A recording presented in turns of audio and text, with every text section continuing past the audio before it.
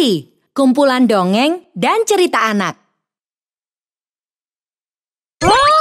Yuk dukung Riri dengan menekan tombol subscribe. Jangan lupa bunyikan tanda lonceng untuk notifikasi. Selamat menonton. Asal-usul Batu Ampar. Angin sepoi-sepoi menerpa pohon kelapa di sepanjang pinggiran pantai dan membuat semua daunnya melambai. Di dekat pantai tersebut, tinggallah seorang pemuda berbadan kurus. Dia adalah Badang. Nah, aku sudah mempersiapkan semuanya. Saatnya untuk berpetualang. Badang mempunyai badan yang kurus dan kaki yang tidak seimbang. Kondisi ini membuat dia selalu terpincang-pincang ketika berjalan. Aha, kupu-kupu, apakah kamu mau menemaniku hari ini? Tenang saja, kakiku ini tidak akan menjadi penghalang. Setelah perjalanan panjang, Badang pun sampai di daerah bernama Tumasik. Daerah itu kini dikenal sebagai Singapura. Wow, tempat ini sungguh menarik. Udara pantainya sejuk. Aku ingin tinggal sebentar di daerah ini. Aku harus secepatnya mendirikan rumah. Orang-orang di sini baik. Mereka membiarkanku tinggal. Hore! Akhirnya selesai juga. Rumahku, istanaku. Setelahnya, ia berjalan-jalan di dekat pantai dan bersantai di sana. Angin laut memang segar. Rasanya lelah di tubuhku langsung hilang. Ada kapal besar datang. Siapa ya? Perlahan-lahan, kapal tersebut menepi dan berlabuh. Sesaat kemudian, turunlah seorang laki-laki. Wah, badannya besar sekali. Sepertinya dia orang India.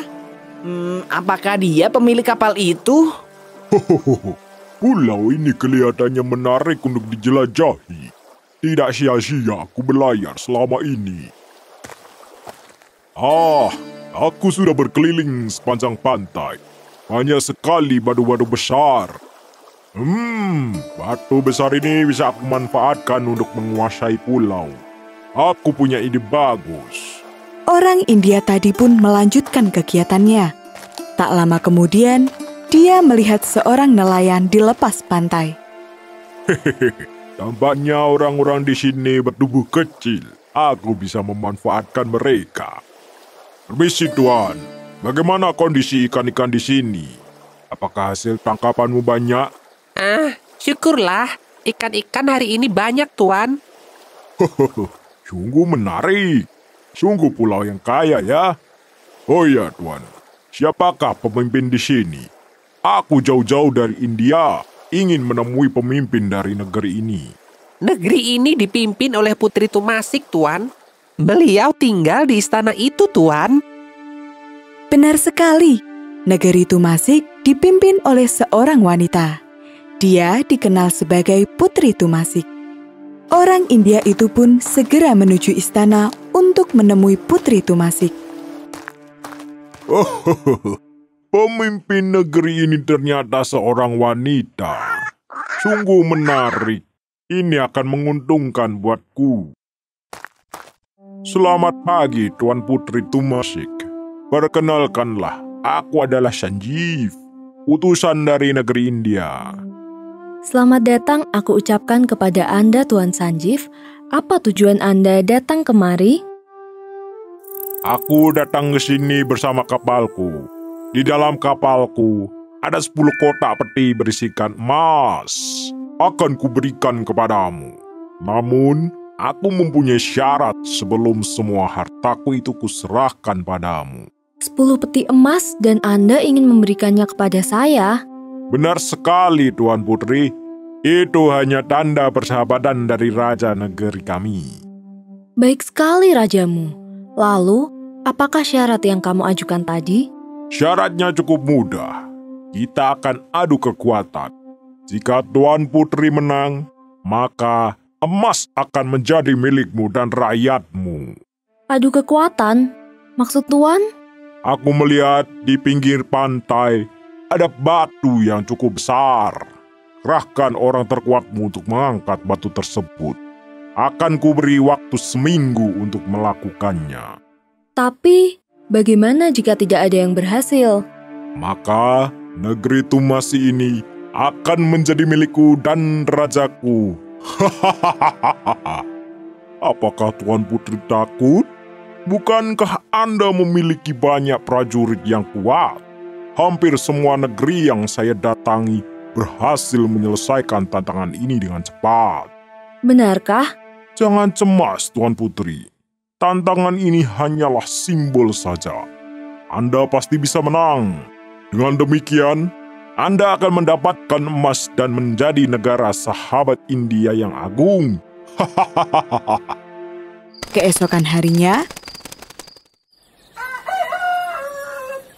prajurit utusan Putri Tumasik mengumpulkan semua orang dan memberikan pengumuman.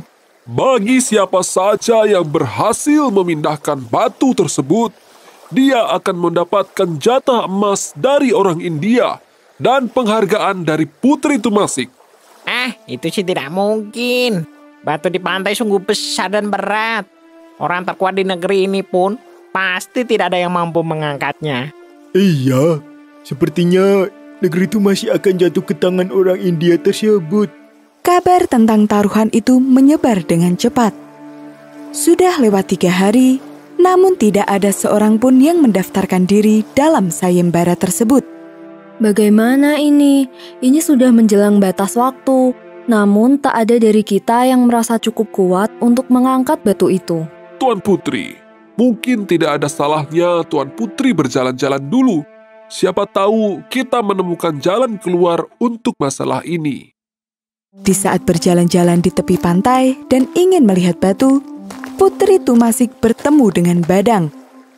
Permisi Tuan Putri, apakah aku boleh mengikuti sayembara tersebut sekalipun aku bukan orang Tumasik?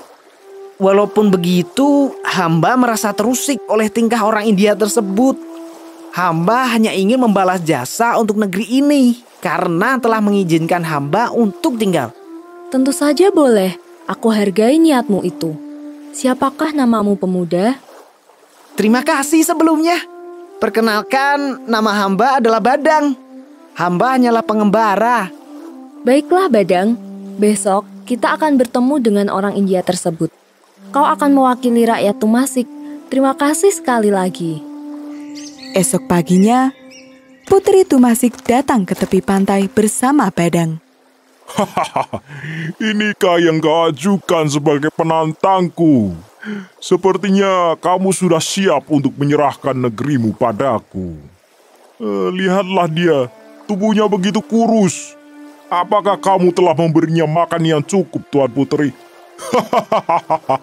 Kamu yakin akan melakukan ini, Badang? Saya yakin, Putri. Semoga saya bisa membantu. Nyalimu besar juga, anak muda. Tapi, apakah kau akan baik-baik saja? Jangan khawatir, Tuan. Paling tidak, izinkanlah hamba untuk mencobanya. Baiklah, silakan saja. Aku tidak bertanggung jawab jika ada tulangmu yang patah saat mengangkat batu tersebut. Perlahan-lahan, Badang memposisikan kedua kakinya dengan mantap.